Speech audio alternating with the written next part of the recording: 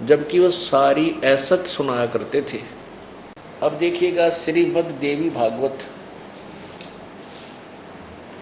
महापुराण, इसमें भगवान विष्णु के ज्ञान का पता चलेगा, ये कितने ज्ञानी थे। अब ये पॉइंट जो है ना, और कितने वो पहले के महर्षि विद्वान थे जो सतयुगों में वेद पढ़ा करते। ये देखिएगा श्रीमद् देवी भागवत गीता प्रेस गोरखपुर से प्रकाशित है। श्रीमद् देवी भागवत, मोटा टाइप, केवल हिंदी, संपादक हनुमान प्रसाद पोदार, चिमनलाल गोस्वामी। और ये कहाँ से प्रकाशित है? गीता प्रेस गोरखपुर से। प्रकाशक एवं मुद्रक हैं गीता प्रेस गोरखपुर, गोविंद भवन कार्यालय, कोलकाता का संस्थान। इसके प्रथम स्कंद में प्रश्न नंबर 28 से हम आपको सुनाएंगे श्री विष्णु जी के विचार, वो कितने विद्वान थे। पहला स्कंद, प्रश्न नंबर 28।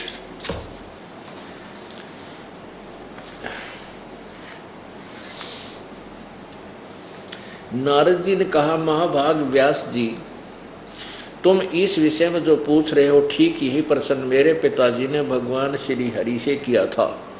श्री हरि विष्णु जी को कह रहे हैं। देवादिदेव भगवान जगत के स्वामी, भगवान जगत के स्वामी हैं। लक्ष्मी जी उनकी सेवा में उपस्थित रहती हैं।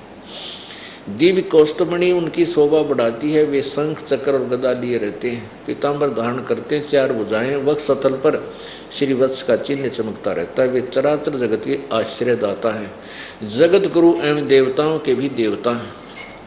विष्णु जी को जगत गुरु कहा जा रहा है और देवताओं के देवता, भगवाना के भगवान। ये जगत प्रभु भगवान श्री हरि, ऐसे जगत प्रभु भगवान श्री हरि महान तप कर रहे थे, उनकी समाधि लगी थी। यह देखकर मेरे पिता ब्रह्मा जी को बड़ा आश्चर्य हुआ।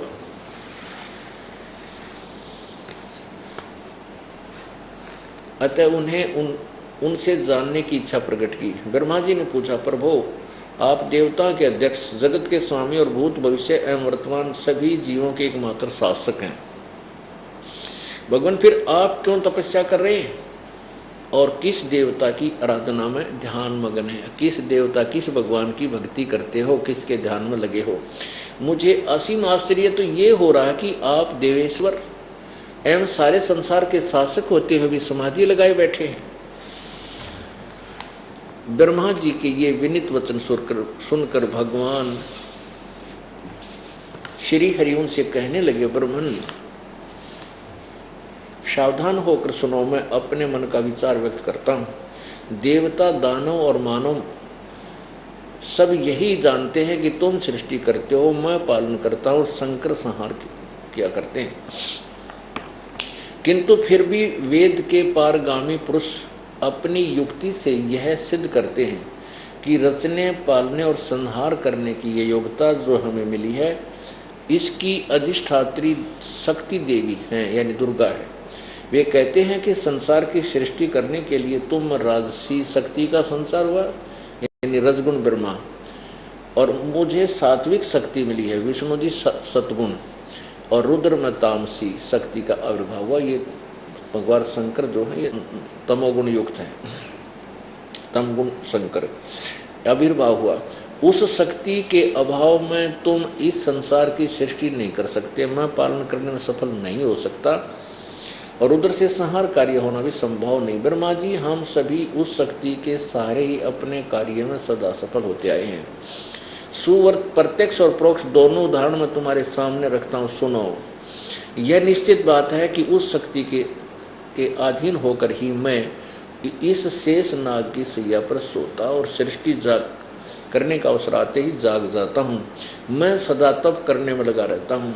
उस शक्ति के शासन से मैं कभी मुक्त नहीं रह सकता। कभी अवसर मिला तो लक्ष्मी के साथ सुखपूर्वक समय बिताने का सौभाग्य प्राप्त होता है। मैं कभी तो दानवों के साथ युद्ध करता रहता हूँ। अखिल जगत को भय पहुँचाने वाले दैत्यों के विकराल शरीरों को शांत करना मेरा परम कर्तव्य है। और देखो 29 पर निचोड़ कर दिया अपने ज्ञान का। विष्णु जी कह रहे मुझे सब प्रकार से शक्ति के अधीन होकर रहना पड़ता है, उन्हीं भगवती शक्ति का मैं निरंतर ध्यान करता हूँ। और ब्रह्मा जी मेरी जानकारी में इन भगवती शक्ति से बढ़कर दूसरे कोई देवता नहीं है। वाह जी वाह। श्री विष्णु जी के ज्ञान का तो ओढ़ आ लिया, कितने विद्वान थे। ये कहते हैं मैं इस दुर्गा तो ऊपर भगवान नहीं मानता, यही पूज्य है और मैं इसी का ध्यान करता हूँ। अब दुर्गा कहती है वो परमात्मा ब्रह्म है, वो ब्रह्म लोक में रहता, वही पूजा की योग है, उसी की पूजा करो और बातें सब छोड़ दो। बताओ, और ब्रह्मा विष्णु महेश की हम पूजा कराते न कह खा का विज्ञान को ना भगवान कौन है कैसा है। अब देखो पुण्यात्मा ये नहीं कहते कि ये ब्रह्मा विष्णु महेश रिजेक्टेड हैं, लेकिन इनकी यथार्थ स्थिति आपको बताई जाएगी। अब आगे देखना 562 पृष्ठ पे। अभी देवी के बोल सुन लो, दुर्गा कितनी।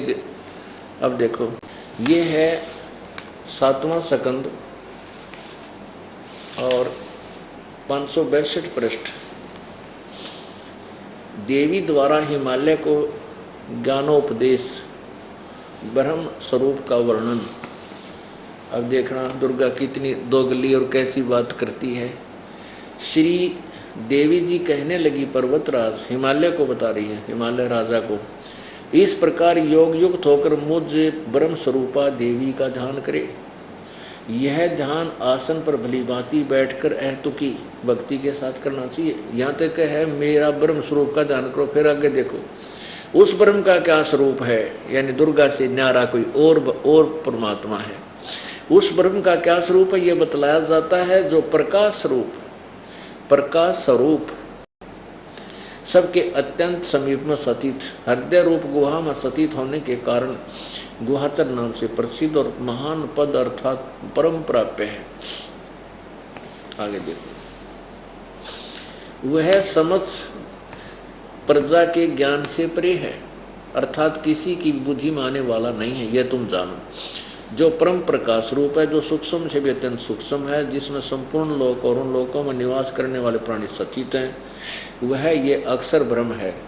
वह सबके प्राण है, वही सबकी वाणी है और वही सबके मन है। वह यह परम सत्य और अमृत अविनाशी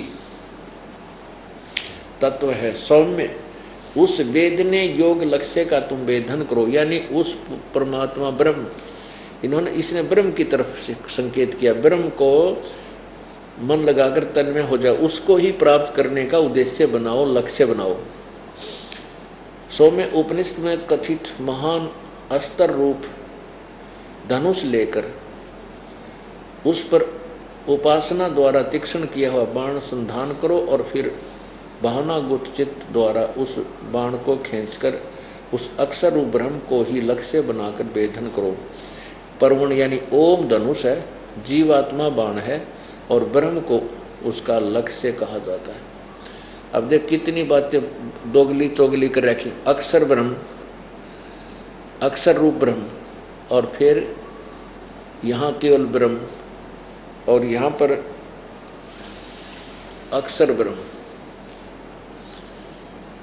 अब इन्होंने कति ज्ञान का अज्ञान कर रखा सभी ने। अब दुर्गा बोल रही है कि उसका ओम नाम है और ब्रह्म को लक्ष्य बनाकर कहा जाता है, यानी ओम नाम के द्वारा ब्रह्म की भक्ति करो। और वो ब्रह्म कहाँ रहता है, ये 563 पृष्ठ पे। वह ये सब का आत्मा ब्रह्म लोक रूप देव आकाश में स्थित है। अब क्या क्या कहने इनके ज्ञान के। कभी तो कहती है दुर्गा के मुझ ब्रह्म स्वरूप का ध्यान करो, फिर कर नहीं उस ब्रह्म का स्वरूप बताया जाता है, उस ब्रह्म का, और उसका ओम नाम है, ब्रह्म उसका लक्ष्य है, ओम नाम का से उसको प्राप्त करो और वो ब्रह्म लोक में रहता है। विष्णु जी कहता है कि मैं दुर्गा से